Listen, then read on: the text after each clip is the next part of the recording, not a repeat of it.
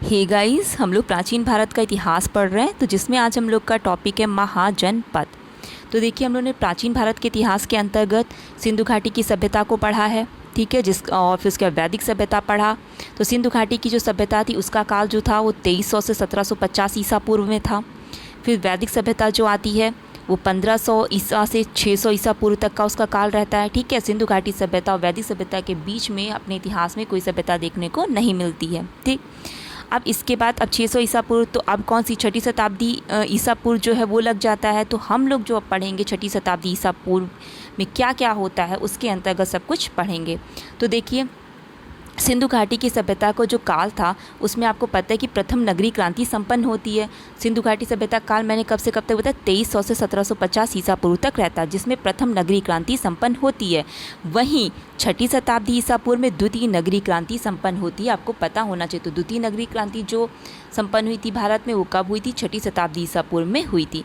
प्रथम नगरीय क्रांति का जो काल रहता है वो कांस्य युगीन रहता है, ठीक है। सिंधु घाटी सभ्यता में वहाँ पे कांस्य की खोज हुई थी तो कांस्य युगीन रहता है। और द्वितीय नगरीय क्रांति जो होती है वो लौह युगीन होती है, क्योंकि उत्तर वैदिक काल के अंत तक आते आते लोहे की खोज हो चुकी थी, ठीक है। लोहे से आर्य जो थे वो परिचित हो चुके थे। प्रथम नगरीय क्रांति जो थी वो सिंधु और उसकी सहायक नदियों के क्षेत्र में हुई थी। वहीं जो द्वितीय नगरीय क्रांति होती है वो गंगा के मध्यवर्ती इलाकों में संपन्न होती है, ठीक है। तो आपने पढ़ा था कि उत्तर वैदिक काल के अंत तक आते आते लोहे को बड़े पैमाने में उसका यूज़ होने लगा था। भाई लोहे की खोज तो हो ही चुकी थी, तो उत्तर वैदिक काल के अंत तक आते आते लोहे का बड़े पैमाने में कृषि के क्षेत्र में यूज़ होने लगा। अब कृषि के क्षेत्र में उसका यूज़ होने लगा तो खेतों की जुताई जो हो गई वो आसान हो गई, खेतों की जुताई आसान हो गई। वहाँ पे जो है वहाँ की भूमि है वो और उर्वर हुई, ठीक है, उपजाऊ हुई, तो वहाँ की पैदावार बढ़ी। और पैदावार जब बढ़ी तो जिससे बचत बढ़ा, तो बचत अधिशेष बढ़ा, जिससे कि व्यापार को बढ़ावा मिला, ठीक है। तो जिससे कि जो कि सिंधु घाटी सभ्यता में नगरी था, तो जो कि बाद में वैदिक सभ्यता में ग्रामीण संस्कृति आ गई थी, तो फिर से क्या नगरों का उदय होने लगा, ठीक है। जब व्यापार बढ़ा तो उससे क्या हुआ, फिर से नगरों का उदय होने लगा और द्वितीय नगरीय क्रांति ने फिर जन्म ले लिया, ठीक है। तो छठी शताब्दी ईसा पूर्व में द्वितीय नगरीय क्रांति ने जन्म ले लिया, ओके। तो इससे क्या हुआ, समाज की भाई प्रगति हुई और समाज की प्रगति के साथ साथ राजनीतिक जीवन में भी विस्तार हुआ। तो जिस तरह पूर्व वैदिक काल में राजनीतिक जीवन की सबसे छोटी इकाई जो थी वो कुल थी, अनेक कुल को मिला के गाँव बना, गाँव को मिला के विश्व बना और विश्व को मिला के जन बना था, ठीक है। और फिर बाद में उत्तर वैदिक काल में होता है क्या, जो जन है वो उसका बड़ा रूप ले लेता है, वो किस में कन्वर्ट हो जाता है, जनपद में कन्वर्ट हो जाता है। तो फिर उसके बाद यहाँ पे आके फिर जनपद का आकार और बड़ा हो जाता है, वो क्या कहलाने लगते हैं, महाजनपद कहलाने लगते हैं। तो ठीक है, अब हम लोग अपने मेन टॉपिक पे आते हैं। तो देखिए भाई, था क्या, जो बौद्ध धर्म था, तो बौद्ध धर्म का मतलब बौद्ध ग्रंथ के अगुंतर निकाय, ध्यान रखिएगा, बौद्ध ग्रंथ के अगुंतर निकाय और जैन धर्म के जैन ग्रंथ के भगवती सूत्र से पता चला कि छठी शताब्दी ईसा पूर्व में 16 महाजनपद का उदय हुआ है। जो बौद्ध ग्रंथ था उसके अगंतुर निकाय के द्वारा और जैन ग्रंथ के भगवती सूत्र से ये पता चलता है कि छठी शताब्दी ईसा पूर्व में 16 महाजनपदों का उदय हुआ। देखिए, जो जैन ग्रंथ का भगवती सूत्र है उसमें और अगंतुर निकाय के जो था उसमें कुछ अंतर तो था ही, लेकिन कुल मिला के महाजनपद का पता इनसे पता चलता है, ठीक है। तो जितने महाजनपद का पता चलता है, जितने महाजनपद के बारे में बताया गया वो कौन है, 16 महाजनपद हैं, ठीक है। तो टोटल कितने महाजनपद है, 16 महाजनपद हैं। तो आपको ये पूछा जाता है कि कहाँ से पता चलता है, तो आपको ध्यान रखना है बौद्ध ग्रंथ के अगुंतर निकाय और जैन ग्रंथ के भगवती सूत्र से। तो अगुंतर निकाय वाला मोस्ट इंपॉर्टेंट है क्योंकि बहुत पूछा जाता है और सब बुक्स में इसका दिया होता है, ठीक है।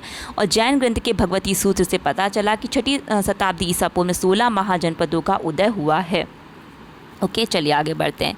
देखिए, ये जो महाजनपद थे 16 महाजनपद, इनको दो पार्ट में डिवाइड किया गया, दो वर्ग में डिवाइड किया गया। प्रथम वर्ग में वैसे महाजनपद आते थे जिसमें गणतंत्री शासन व्यवस्था थी, ठीक है, गणतंत्री शासन व्यवस्था थी, ओके।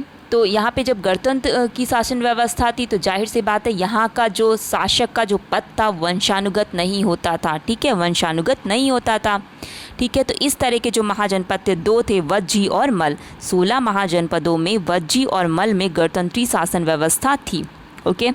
शेष 14 में राजतंत्री शासन व्यवस्था थी। अभी नेम हम लोग उनके पूरे जानेंगे।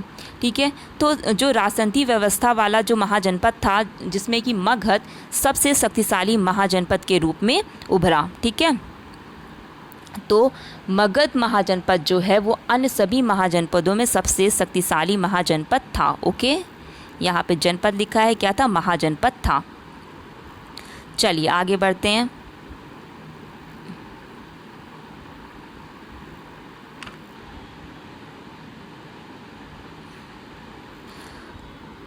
चलिए अब एक एक करके जो महाजनपद थे उनकी राजधानी और आधुनिक क्षेत्र आज उसको क्या बोलते हैं और उसके मुख्य बिंदु क्या है उनको हम लोग पढ़ेंगे। तो ध्यान रखिए 16 महाजनपदों में से उत्तर प्रदेश में 8 महाजनपद हैं, ठीक है। 8 महाजनपद जो हैं वो उत्तर प्रदेश में हैं। तो सबसे पहले कुरु, जो कि हम लोगों ने उत्तर वैदिक काल में इस महाजनपद के बारे में पढ़ा था। तो आपने पढ़ा था कि भरत जन और पुरु जन मिला के क्या बना था, कुरु जनपद बना था, ठीक है। तो देखिए मैंने पिछले वीडियो में बताया था कि कुरु जनपद की जो प्रारंभिक राजधानी सांशदीवाद रहती है, बाद में हस्तिनापुर होती है, या बोल सकते हो हस्तिनापुर जो कि मेरठ का इलाका है, या इंद्रप्रस्थ दिल्ली होती है, ऐसा बोला था। तो उसमें ये ऐसा कहा गया है, सुनने में आया था कि जो बाढ़ में हस्तिनापुर जो है वो तो नष्ट हो जाता है, ये तो सही है। तो उसके बाद जो कुरु जनपद के लोग थे वो क्या करते हैं, वो वहाँ से पलायन कर जाते हैं और कौशाम्बी को अपनी राजधानी बनाते हैं, ठीक है। लेकिन ये सब एग्ज़ाम के पॉइंट ऑफ व्यू से इम्पॉर्टेंट नहीं है, ठीक है। और कुरु नेम भी किस हिसाब से पड़ा था, कुरुक्षेत्र जो हरियाणा और हरियाणा के आसपास का जो इलाका था वो कुरु जनपद कहलाया, ठीक है। कुरुक्षेत्र जो है हरियाणा को बोलते हैं। तो ध्यान रखिए हस्तिनापुर जो है वो मेरठ है, इंद्रप्रस्थ जो है वो दिल्ली है। लेकिन आपको यहाँ पे इतना नहीं ध्यान रखना है कि वो बाढ़ पलायन कर जाते बाद में कौशाम्बी, ये ऐसा कहा जाता है। लेकिन एग्ज़ाम के पॉइंट ऑफ व्यू से, क्योंकि महाजनपद में अभी आप पढ़ोगे वत्स की जो राजधानी रहती है वो कौशाम्बी रहती है, ठीक है। तो यहाँ पे कुरु की जो राजधानी रहती है वो इंद्रप्रस्थ रहती है, आपको ध्यान रखना है। वहाँ पर भी वही चीज़ था, ठीक है। ऐसा कहा गया था कि वो पलायन कर जाते बाद में वो राजधानी अपनी वहाँ पर कौशाम्बी बनाते हैं, ठीक है। और वैसे भी महाभारत से संबंधित है तो बाद में वो लोग चले जाते हैं वहाँ से इंद्रप्रस्थ और हस्तिनापुर से। तो अभी फ़िलहाल हमें क्या ध्यान रखना है कि कुरु की जो पहले वैसे राजधानी सांशदीवाद रहती है, हस्तिनापुर जो है बाढ़ से, वहाँ पे जब बाढ़ आती है तो वो क्या होता है, डूब जाता है। तो फ़िलहाल यहाँ पे जो राजधानी ध्यान रखनी हो इंद्रप्रस्थ है। इंद्रप्रस्थ क्या आज का दिल्ली है। तो कुरु महाजनपद जो है वो भरत जन और पुरु जन मिला के कुरु महाजनपद बनता है, जिसकी राजधानी इंद्रप्रस्थ है। इंद्रप्रस्थ जो है आज का दिल्ली है, ठीक है। और इसका मुख्य जो है वो महाभारत का जो मुख्य केंद्र, महाभारत का युद्ध इसी से संबंधित है, कुरु महाजनपद से ही महाभारत का युद्ध। देखिए ये इस वजह से बताया कि पिछले वीडियो में मैंने वहाँ पे हस्तिनापुर में कौशाम्बी बोल दिया था, आपको कन्फ्यूज़न ना हो, तो आपको कौशाम्बी नहीं ध्यान रखना है, ठीक है। ये हमारे एग्ज़ाम के पॉइंट ऑफ से इम्पॉर्टेंट नहीं है, बस ये कहा गया है ऐसा। लेकिन आपको यहाँ पे ध्यान रखना है कि कुरु महाजनपद की जो राजधानी रहती है वो इंद्रप्रस्थ रहती है। इंद्रप्रस्थ जो आज का आधुनिक क्षेत्र दिल्ली है, और मुख्य जो है महाभारत का युद्ध इसी जनपद से संबंधित है। नेक्स्ट आते हैं सूरसेन। सूरसेन जो है वो कहाँ पे पड़ता है, मथुरा उसकी राजधानी है। तो आज का आधुनिक क्षेत्र मथुरा। देखिए हम लोग देखते भी जाते हैं इनका इलाका।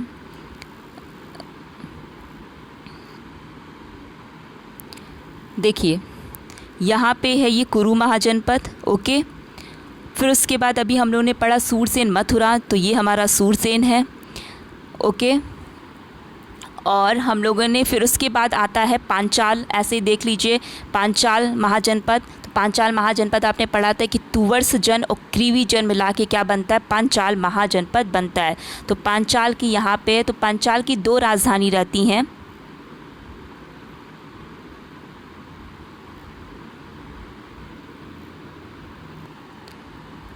पांचाल की 2 राजधानी, एक उत्तरी जो थी अहिच्छत्र थी जो कि आज का बरेली है, और दक्षिणी जो रहती काम्पिल रहती जो कि आज का फर्रुखाबाद है।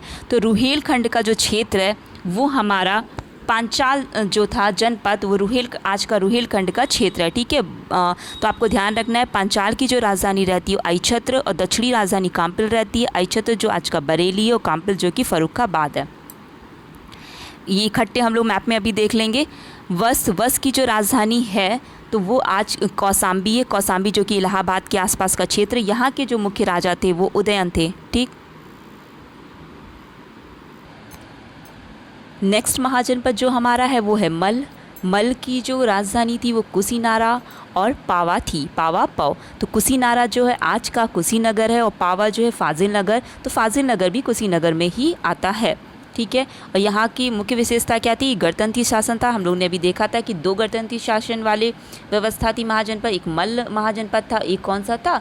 वजी महाजनपद था। ठीक है, तो मल्ल की विशेषता थी कि गणतंत्री शासन व्यवस्था थी यहाँ पे। नेक्स्ट महाजनपद जो है कोशल, जिसकी राजधानी श्रावस्ती और साकेत इम्पॉर्टेंट श्रावस्ती ज़्यादा पूछा जाता है। ये जो क्षेत्र ये आधुनिक क्षेत्र जो इसका फैज़ाबाद है, फैज़ाबाद गोंडा का जो क्षेत्र है ये सब पड़ता है। ठीक है, आधुनिक। और यहाँ के जो इम्पॉर्टेंट जो राजा थे वो प्रसेनजीत थे। नेक्स्ट है चेदी। चेदी की राजधानी शक्तिमती या सोथिवती बोला जाता है। आज का जो बांदा है वो शक्तिमती है। ठीक है, और तो आधुनिक क्षेत्र की बात करी जाए तो बुंदेलखंड का जो एरिया पड़ता है वो चेदी महाजनपद का था। ठीक है, पुराना चेदी महाजनपद जो आज का बुंदेलखंड का एरिया वहाँ का पड़ता है। और इसमें महाभारत में इसका उल्लेख मिलता है चेदी महाजनपद का। शिशुपाल इसके मुख्य अगर राजा की बात करी जाए तो शिशुपाल चेदी वंश के थे, चेदी महाजनपद के थे। ठीक है, काशी जो कि पता ही है वाराणसी, और यहाँ के जो राजा की बात करी जाए अश्वसेन प्रमुख थे। ठीक है, तो आपने यूपी में कौन कौन सा पढ़ा था? कुरु पढ़ा था। कुरु में जैसे कि मैंने बताया था कि भरतजन और पुरुजन मिला के कुरु महाजनपद बनता है। इसकी राजधानी इंद्रप्रस्थ थी और आज आधुनिक क्षेत्र दिल्ली है। मुख्य जो महाभारत का युद्ध, सूरसेन मथुरा, पंचाल की 2 राजधानी थी। उत्तरी राजधानी अक्षत्र जो आज का बरेली है और दक्षिण राजधानी काम्पिल जो आज का फर्रुखाबाद है। रुहेलखंड का क्षेत्र जो है वो पूरा पांचाल जनपद का पड़ता है। ठीक है, और पांचाल की मैंने बताया तुवर्स जो जन थे और क्रीवी जन मिला के पांचाल जनपद बनता है। वत्स की राजधानी कौसाम्बी, इलाहाबाद के आसपास का क्षेत्र। ओके, उदयन राजा यहाँ के प्रमुख थे अगर बात करी जाए। फिर नेक्स्ट था मल्ल की 2 राजधानियाँ थीं, तो कुशीनारा और पावा। ठीक है, तो कुशीनारा आपको ध्यान रखना है। कुशीनारा आज का कुशीनगर, पावा फाजिल नगर के नाम से था। फाजिल नगर भी कुशीनगर में आता है। गणतंत्री शासन व्यवस्था थी यहाँ पे। कोसल की राजधानी श्रावस्ती, साकेत श्रावस्ती आपको ध्यान रखना है, बहुत इंपॉर्टेंट है। और ये आज का फैज़ाबाद का जो क्षेत्र है वही पड़ता है। तो फैज़ाबाद गोंडा का जो इलाका है, प्रसेनजीत प्रमुख राजा। चेदी शक्तिमती राजधानी शक्तिवती के नाम से जाना जाता है। बांदा जो है वो क्षेत्र है। तो आज का जो बुंदेलखंड का जो एरिया है पूरा, तो वो चेदी महाजनपद पे आता था और महाभारत में इसका उल्लेख मिलता है। शिशुपाल संबंधित राजा, काशी वाराणसी और जो प्रमुख राजा थे अश्वसेन थे। ओके, चलिए अब इकट्ठे हम लोग इसे मैप में देख लेते हैं पूरे यूपी वाले को। चलिए देखते हैं हम लोग ने कौन कौन से देखे थे। एक था कुरु, पांचाल, कौशल। ठीक है, तो कुरु का जो राजधानी बताई थी इंद्रप्रस्थ बताई थी। फिर उसके बाद कोसल श्रावस्ती, पांचाल की अक्षत्र काम्पिल्य थी। ठीक है, सूरसेन आया था, सूरसेन की मथुरा। ठीक है, वत्स आया था हमारा कौसाम्बी। ओके, ये सब यूपी के हैं। मल्ल कुशीनगर और फाजिल नगर जो था, तो कुशीनगर आपको ध्यान रखना है। ठीक है, कुरु हो गया, पांचाल हो गया, कौशल हो गया, मल्ल हो गया, सूरसेन मथुरा, वत्स हमारा कौसाम्बी। ठीक है, और फिर चेदी शक्तिमती, काशी वाराणसी। तो ये आपको ध्यान रखना है।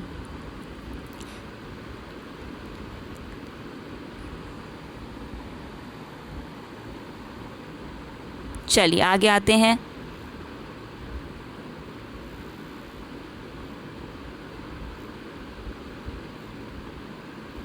देखिए बिहार में जो थे वो 3 महाजनपद थे। जिस तरह उत्तर प्रदेश में 8 महाजनपद थे, बिहार में 3 महाजनपद थे। मगध जो कि सबसे इम्पॉर्टेंट है, सबसे शक्तिशाली महाजनपद था ये सभी महाजनपद ने।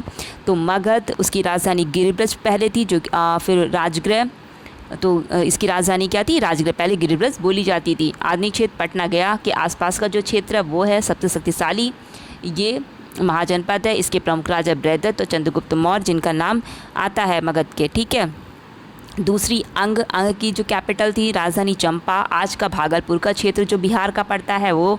और इसके ब्रह्मदत्त, देखिए उसमें जो मगध के बृहद्रथ थे, ध्यान रखिएगा। अंग के जो प्रमुख राजा थे वो ब्रह्मदत्त थे। ठीक है, वज्जी या व्रजी, इसकी राजधानी वैशाली। तो जो अगर पश्चिमी बिहार की बात करी जाए, उधर का मुजफ्फरपुर, मधुबनी, दरभंगा, सीतामढ़ी के आसपास का जो इसका जो क्षेत्र था काफ़ी विस्तृत था। ठीक है, तो 8 गणतांत्रिक जनपदों का ये पूरा एक संघ था। तो आपको ध्यान रहना चाहिए कि वहाँ मल्ल जो मैंने बताया था उत्तर प्रदेश में गणतंत्री शासन था, दूसरा व्रजी में गणतंत्री शासन था। तो 8 गणतांत्रिक जनपदों का ये संघ था। ठीक है, तो सबसे पहले गणतांत्रिक महाजनपद था, ये सबसे पहला गणतांत्रिक महाजनपद की बात करी जाए तो वज्जी है। ठीक है, इसमें लिच्छवी जनपद सबसे पहले गणतांत्रिक बना था। तो इन 8 जनपदों में सबसे पहले अगर बोला जाए कौन सा जो जनपद था वो गणतांत्रिक बना था, तो लिच्छवी, मतलब व्रजी जो है 8 गणतांत्रिक जनपदों का संघ है। ठीक है, व्रजी एक महाजनपद है जो कि 8 गणतांत्रिक जनपदों का संघ है। तो इन 8 गणतांत्रिक जनपदों में सबसे पहले जो जनपद गणतांत्रिक हुआ था तो वो कौन सा था, लिच्छवी जनपद था। ठीक है, लिच्छवी जनपद था। ठीक है, और लिच्छवी की भी राजधानी वैशाली ही है, प्राचीनतम गणराज्य लिच्छवी। तो देखिए मैंने लोकेशन टाइप का ऐसे बता दिया कि मगध जो है वो बिहार का इधर उत्तरी सिरा पूर्वी सिरा हो गया, और पश्चिमी के मगध के पूरे पश्चिम में अंग पड़ता है जो कि भागलपुर के इलाके में पड़ता है। उसके उत्तर में उधर मुजफ्फरपुर, सीतामढ़ी और दरभंगा का जो इलाका है मधुबनी का, वो पूरा पड़ता है वज्जी महाजनपद। चलिए आगे आते हैं। देखिए यहाँ पे जो हमारा ये व्रजी है, ये है अंग और ये है मगध। ठीक है, तो ये आपको ध्यान रखना है। मगध की राजधानी कौन सी बताई थी, राजगृह बताई थी। ओके, चलिए आगे बढ़ते हैं।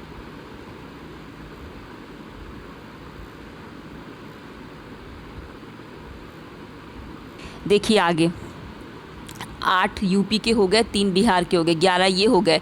बाकी के जो बचे 5 महाजनपद उनको देखते हैं। तो अवंती जो कि कहाँ पे, उज्जैनी पड़ता है, मध्य प्रदेश का। तो इसकी देखिए अवंती की 2 कैपिटल थी, 2 राजधानी थी, उत्तर की उज्जैनी, दक्षिण की महिष्मती। ठीक है, तो आज का जो आधुनिक क्षेत्र उज्जैन है, मतलब जो मालवा का उधर का क्षेत्र है, तो मुख्य जो है ये उज्जैन का है। मुख्य राजा जो चंद्रप्रद्योत थे। नेक्स्ट पे आते असमक भी इम्पॉर्टेंट है, इसकी राजधानी पोतन बोली जाती थी। ठीक है, आधुनिक क्षेत्र जो इसका है वो महाराष्ट्र में पड़ता है, जो नर्मदा गोदावरी जो नदी थी उसके बीच का जो क्षेत्र है वहाँ पे पड़ता है असमक महाजनपद। ठीक है, और मुख्य बात इसकी है क्योंकि दक्षिण भारत के दक्षिण भारत का ये एकमात्र जनपद है। तो एकमात्र दक्षिण में महाजनपद जो है वो कौन सा, असमक महाजनपद है। ठीक है, और सब उत्तरी और मध्य के हैं, दक्षिण में बस यही पड़ता है महाराष्ट्र में असमक। ठीक है, नेक्स्ट है मत्स्य जो महाजनपद के नाम से भी जाना था। इसकी राजधानी जो थी विराटनगर थी, ये राजस्थान पे पड़ता है। तो अलवर, भरतपुर, जयपुर का जो इलाका है वहाँ पे था मत्स्य महाजनपद।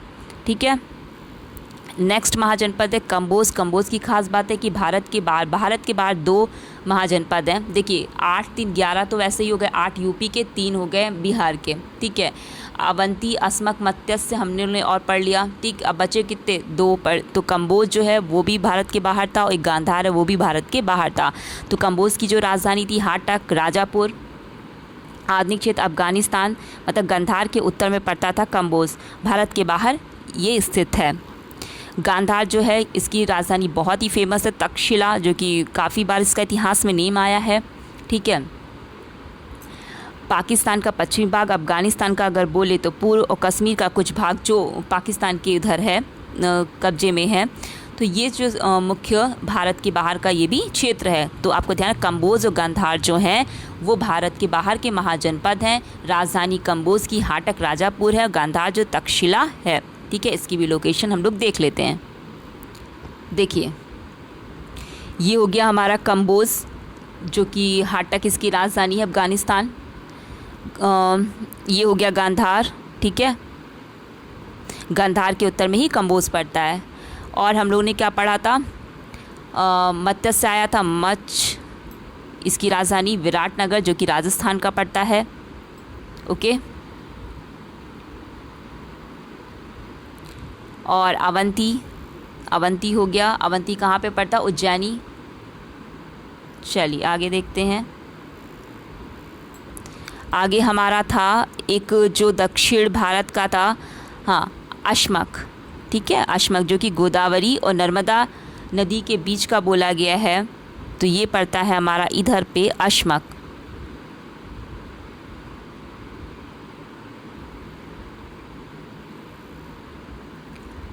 चलिए, हम लोग ने पूरे 16 महाजनपदों को पढ़ा।